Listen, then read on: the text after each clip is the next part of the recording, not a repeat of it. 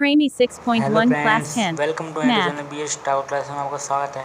जो प्रीमियर है class 10th की मैथ की 6.1 उसे हम आज करने वाले हैं प्रूफ। ठीक है ना। तो प्रीमियर क्या बोलते हैं हम देखो, यह तो किसी त्रिभुज की एक भुजा के समांतर अन्य दो भुजाओं को भिन्न भिन्न बिंदुओं पर प्रक्षेपित करने के लिए एक रेखा खींची जाए तो यह अन्य दो भुजाएं एक ही अनुपात में विभाजित हो जाती हैं।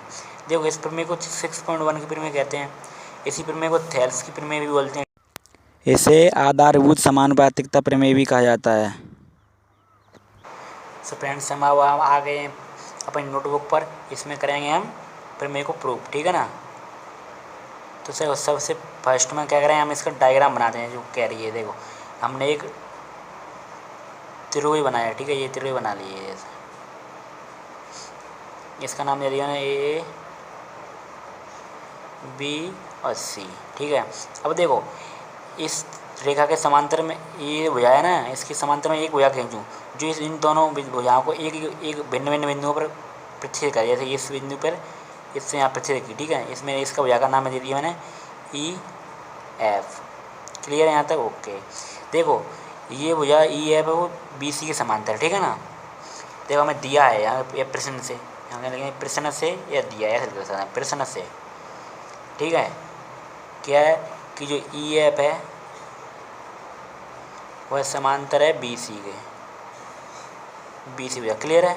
ओके। सर्वप्रथम आपको ये लिखनी है लाइन। ठीक है। ओके। हमें जो प्रूव क्या करना है, हमें सिद्ध करना है। सिद्ध करना है,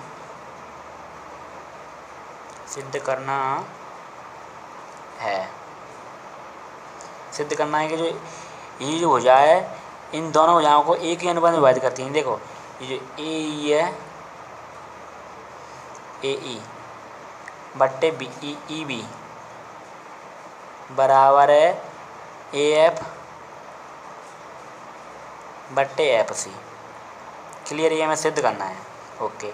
हम करें हम रचना। ठीक है। हम क्या करें, हम रचना कर लें थोड़ी बहुत। जो ये रचना करें हम, रचना क्या कि ई से सी को मिलाया और एफ से बी को मिलाया। कहें ई सी हुआ बी एफ को मिलाया। ठीक है। तथा इससे हमने इस पर लंब डाला। ठीक है। इस पे, इस भुजा पर ये 90 डिग्री कौन है, ये भी 90 डिग्री। और इससे इस पर 90 डाला, इस एफ से इस पर। ठीक है ना। ये वाला यहाँ, इसका मैंने नाम दे दिया मैंने एन, इसका मैंने नाम दे दिया एम। क्लियर है यहाँ तक? ओके। तथा जो एन एफ लंब है, यहाँ कहें एन एफ लंब है किस पर, ए बी पर। क्लियर है? वह जो ई एम लंब है, ई एम लंब है ए सी पर। क्लियर है? ओके।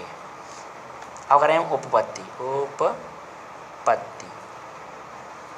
ठीक है। यहाँ लगाएं त्रिभुज ए ई एफ, त्रिभुज ए ई एफ, त्रिभुज ए ई एफ का क्षेत्रफल। ठीक है। देखो फ्रेंड्स, मैं आपको पहले बता दूं, इधर आते हैं हम। ठीक है। तो देखो, हमने एक त्रिभुज खींचा। ये मैंने देखो ये बनाया त्रिभुज, इतना पड़ी गई कौन है, एंड एक त्रिभुज बनाया मैंने। ठीक है ना। तो ये बताओ, हम इसका क्षेत्रफल क्या निकालते हैं? इसके बाद A1/2 आधार और इंटू में ऊंचाई, ये तो होता है ना। हाँ, अगर मैं इसका क्षेत्रफल निकालूं, अगर मैं इसकी भी कर दूं 1/2 आधार इंटू ऊंचाई, पेन में क्या हो गया? देखो फ्रेंड्स, इसके 1/2 आधार और इंटू में ऊंचाई। ठीक है। अब देखो, इसकी ये ऊंचाई हो सकती है क्या? नहीं। इसकी ऊंचाई क्या होगी? इसकी ऊंचाई ये हो गई। ठीक है। देखो, अगर मैं इसका क्षेत्रफल निकालूँ, आधार तो यही होगा। मैं त्रिभुज ए बी सी, तो देखो अगर मैं त्रिभुज निकाल वो क्षेत्रफल निकालूँ तो 1/2 आधार में 20 निकाल दूँगा, बट जो ऊंचाई है, ऊंचाई क्या होगी? ए मैंने एफ मान ली, तो ए एफ। ठीक है ना। यानी ऊंचाई ये मानी जाएगी और आधार ये मानी जाएगी। क्लियर है? इस कॉन्सेप्ट का प्रयोग यहाँ पे होने वाला है। ठीक है ना फ्रेंड्स, इसमें होगा। देखो यहाँ कहें त्रिभुज ए ई एफ का क्षेत्रफल, यानी देखो ए ई एफ का क्षेत्रफल निकालूंगा तो क्या होगा? 1/2। इसका आधार क्या है? आधार ए ई, एंड जो लंब यानी ऊंचाई, ऊंचाई क्या है? ऊंचाई है एन एफ, ठीक है ना। ओके, या मैंने आल बताया तो इसी तरीके से यहाँ पे देखो लगेगा तो एन एफ, इसमें समीकरण नंबर 1 दे दिया। क्लियर है। ओके, यहाँ लगाएं पुनः त्रिभुज, त्रिभुज किसका, ई बी एफ का चित्र। यहाँ लगाएं त्रिभुज ई बी एफ का क्षेत्रफल, ठीक है, बराबर होगा 1/2।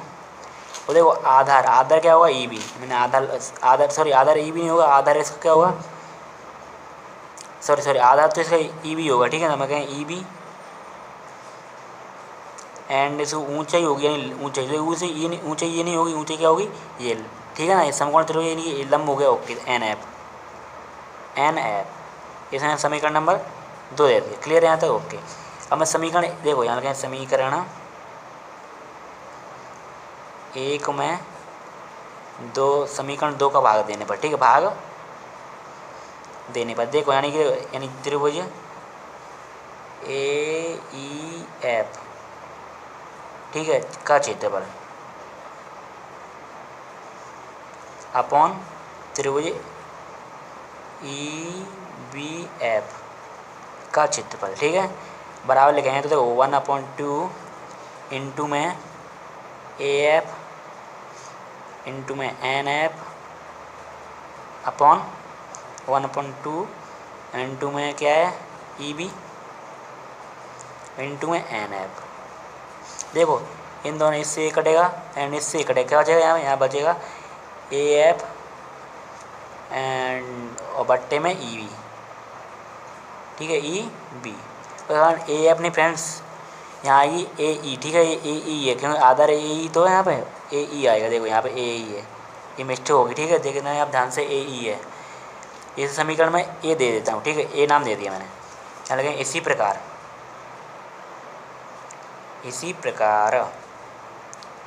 अलग है पुनः त्रिभुज ए एफ ई या फिर ए ई एफ का क्षेत्रफल, ठीक है। अब की बार ए ई क्षेत्रफल निकालेंगे तो हम लंब ई एम को लेंगे, ठीक है, ई एम। ध्यान रखें पुनः त्रिभुज ए ई एफ का क्षेत्रफल, ठीक है।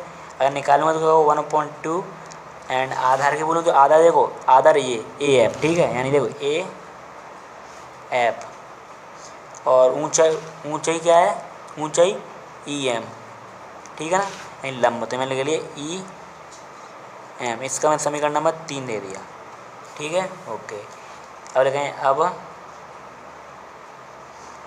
त्रिभुज, अब किसका निकालना है मेरे को, अब त्रिभुज एफ सी ई का चित्र है। अब त्रिभुज एफ सी ई का क्षेत्रफल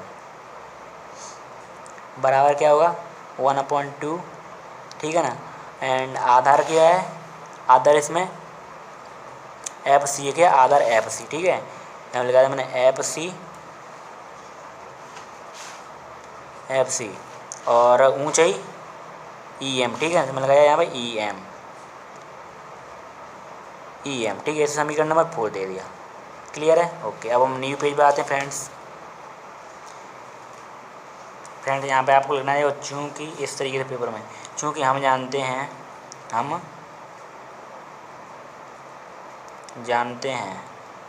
कि एक क्लास अपना 9th तक पढ़ा था, ठीक है।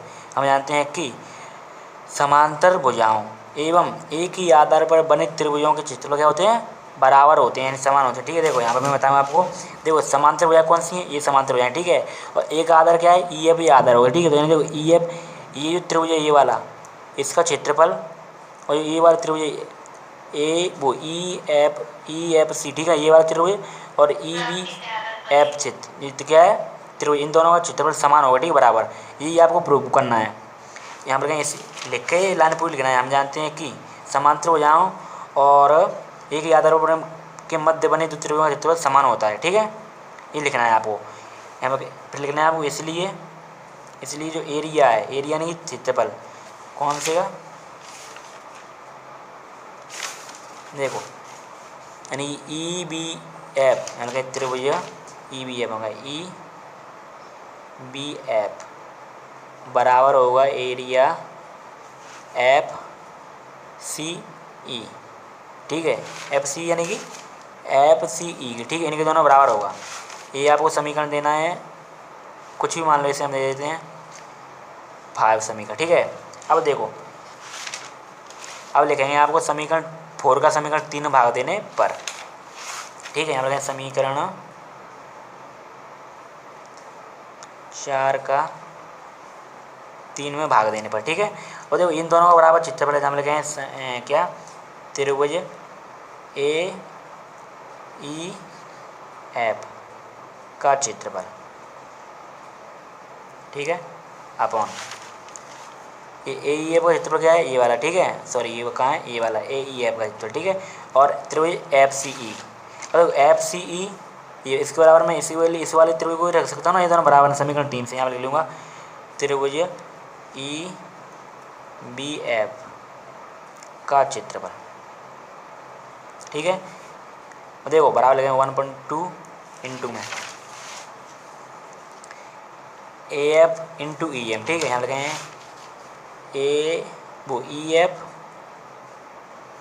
कौन सा है यार, A F but into E M, हाँ sorry A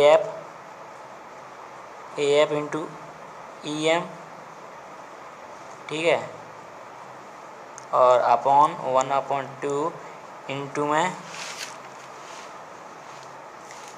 F C into E M, ठीक है, एफ सी, यहाँ पे आपको एफ सी इंटू में ई एम, ये कहते हो इससे ये कैंसिल एंड इससे ये कैंसिल, तो यहाँ पर क्या बचा, यहाँ बचा A F upon F C, ये समीकरण मैंने बी दे दिया। यहाँ क्या समीकरण ए हुआ बी से, समीकरण ए क्या है हमारा, देखो समीकरण ए है हमारा, क्या समीकरण कहाँ है, देखो समीकरण ए, यहाँ क्या त्रिभुज ए ई एफ का क्षेत्रफल बट्टे त्रिभुज ई बी एफ का क्षेत्रफल, ठीक है, बराबर आया है ए ई अपॉन ई बी, और वही क्षेत्रफल देखो ये आया है, ठीक है ना, समान है, यानी ये आया, तो त्रिभुज वो समीकरण ए और बी से क्या, ए और बी से यानी कि ए ई बट्टे ई बी बराबर है ए एफ बट्टे एफ सी, इति सिद्धम,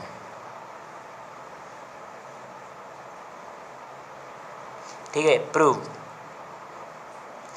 आंसर। तो फ्रेंड्स बिल्कुल सिंपल वे में आपको समझाया ये प्रीमियम 6.1, एंड फ्रेंड्स देखो इसकी मैंने वीडियो कल बनाई थी, ये देख रहे हो प्रीमियम 6.1, ये मैंने कल समझाया था, बट ये वीडियो में कुछ हो गया तो ये बनी नहीं, तो मेरे को दोबारा आपको समझाना बनाया, तो प्लीज़ मेरे को बहुत मेहनत लग गई है, तो लाइक करें, चैनल को सब्सक्राइब करें, मिलते हैं अगली वीडियो में, थैंक्स फॉर वॉचिंग।